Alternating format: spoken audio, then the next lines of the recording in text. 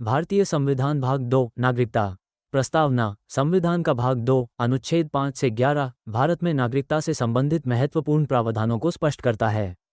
प्रमुख अनुच्छेद और उनके प्रावधान।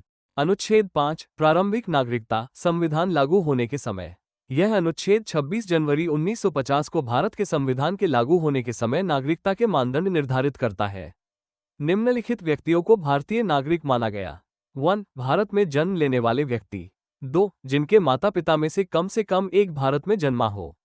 3. जो संविधान लागू होने से कम 5 साल तक भारत में रह रहे थे।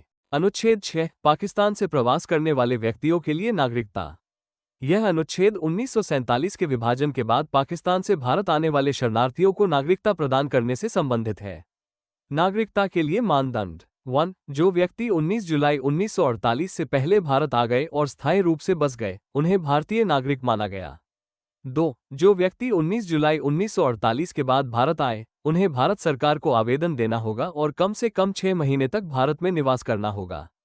अनुच्छेद 7 पाकिस्तान प्रवास करने वाले भारतीयों की नागरिकता। यह अनुच्छेद उन व्यक्तियों से संबंधित है जिन्होंने भारत छोड़कर पाकिस्तान में रहने का विकल्प चुना। महत्वपूर्ण बिंदु। यदि कोई व्यक्ति भारत छोड़कर पाकिस्तान चला गया और बाद में भारत लौटना चाहता था, तो उसे स्वतः ही भारतीय नागरिकता प्राप्त नहीं होगी। हालांकि भारत सरकार की अनुमति से और भारत में फिर से बसने पर उन्हें नागरिकता दी जा सकती है। अनुच्छेद 8 विदेशों में रहने वाले भारतीय मूल के व्यक्तियों की नागरिकता। यह अनुच्छेद उन व्यक्तियों पर लागू होता है जो भारत में पैदा हुए थे लेकिन किसी अन्य देश में रह रहे हैं। नागरिकता का प्रावधान। ऐसे व्यक्ति किसी भी भारतीय दूतावास में आवेदन करके और भारत सरकार से अनुमति प्राप्त करके भारतीय नागरिकता प्राप्त कर सकते हैं। अनुच्छेद 9 दोहरी नागरिकता का निषेध। स्पष्ट निर्देश। 1. यदि कोई भारतीय नागरिक स्वेच्छा से किसी अन्य देश की नागरिकता प्राप्त करता है, तो वह अपनी भारतीय नागरिकता खो देगा। 2. भारत में दोहरी नागरिकता मान्य नहीं है। अनुच्छेद 10 नागरिकता की निरंतरता। यह अनुच्छेद ये सुनिश्चित करता है कि जब तक संसद कोई नया कानून नहीं बनाती, तब तक संविधान में उल्लिखित नागरिकता से संबंधित प्रावधान लागू रहेंगे। अनुच्छेद 11 संसद को कानून द्वारा नागरिकता को विनियमित करने की शक्ति।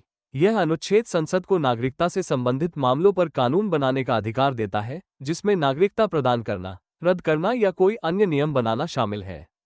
उदाहरण: भारतीय नागरिकता अधिनियम 1955, नागरिकता संशोधन अधिनियम CAA 2019।